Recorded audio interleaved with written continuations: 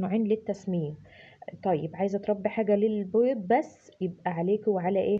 الفراخ البلدي الحر او البلد المشعر برضو كويسة، بس كل ما يبقى النوع صافي كل ما المناعة معاكي تبقى كويسة، متحتاجش معاكي ادوية. ترميها كده على السطح من غير ما تتعبي في تربيتها ولا حاجة، ما تلاقيش فيها ما تلاقيهاش تموت من غير سبب، ما تلاقيهاش بتربي دهن مثلا في المؤخرة ويحصل لها انقلاب رحم. فكل ما انت عايزة حاجة للبيض خليكي في الانواع الحرة الصافية، ماشي، زي البلد الحر او الفيومي الفضي مش الذهبي.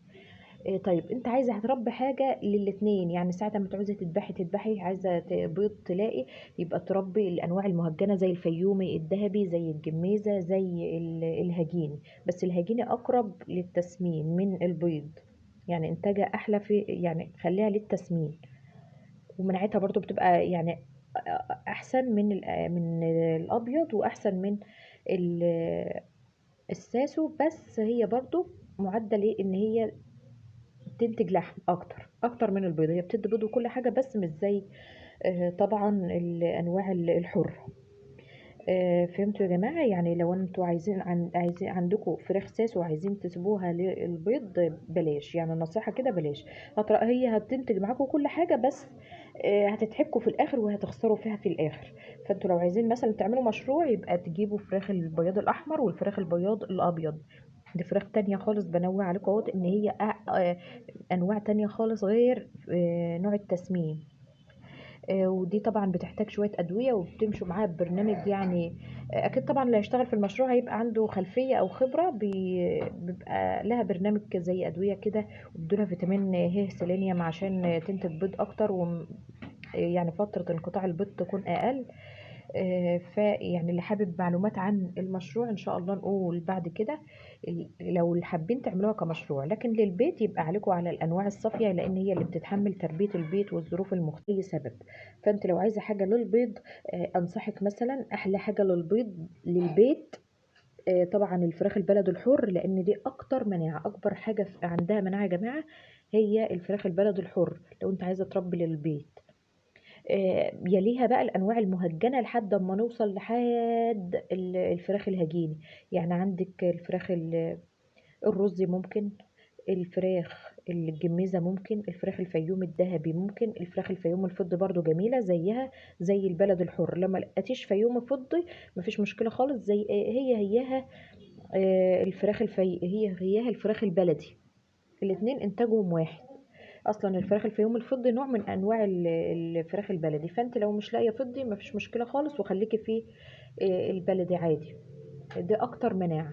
برضو الفراخ الفيوم الدهبي يا جماعه جميله جدا ما شاء الله في انتاج البيض واللحم، لو انت عايزه حاجه للاتنين اتكل على الله وهاتي الفراخ الفيومي الدهبي ما شاء الله، ان كنت عايزاها للحم هتديك، ان كنت عايزاها للبيض برضو بتبيض وانتاجها كويس جدا من اللحم ومن البيض، والبيض بتاعها بيبقى كبير شويه عن البلدي كمان.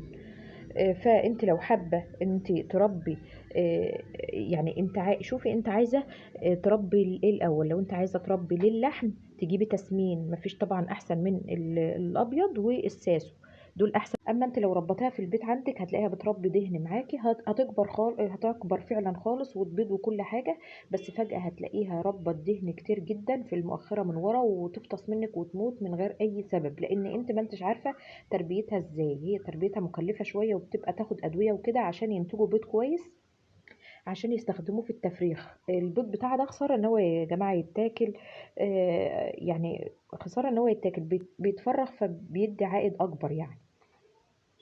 اما البيض الاكل في انواع كتير خالص ان احنا نربيها للبيض، زي الفراخ البياض الاحمر دي انتاجها عالي برضو من البيض، مش زي الساسو اقل بكتير. وده المتداول يعني انتاجها عالي، هي اصلا مصممة ان هي تنتج بيض. الفراخ البياض الاحمر او الفراخ البياض الابيض، ده بينتج ابيض وده بينتج احمر، نوعين مختلفين تماما عن الساس وعن الفراخ البيضة. برضو لو فاكرين ان الفراخ البياض الابيض هي اللي هي فراخ التسمين، لا دي فراخ تانية خالص ما بتشيلش لحمة خالص يا جماعة، اللي هي بتبقى الفرخ بجنيه، اللي هو بيبقى يتباع الفرخ بجنيه، ده اللي هي الفراخ الاتش دي. مش فراخ بيضة خالص يا جماعة، ده فراخ نوع تاني خالص، وهم بيبقوا يتخلصوا من الذكور بتاعتها، هم لهم طريقة كده في الجناح بيعرفوا الفرق بين الكتكوت سواء كان ديك او فرخه يعني، فبيطلعوا الديوك من اول يوم لان هم مش هيستفادوا بيها، لا بتنتج لا بيض ولا بتنتج لحم. فبيطلعوها بقى، هي اصلا بتكون خارجه ان هي تتعدم. فالناس بتاخدها وتبيعها الواحد بجنيه احسن يعني من ما تتعدم.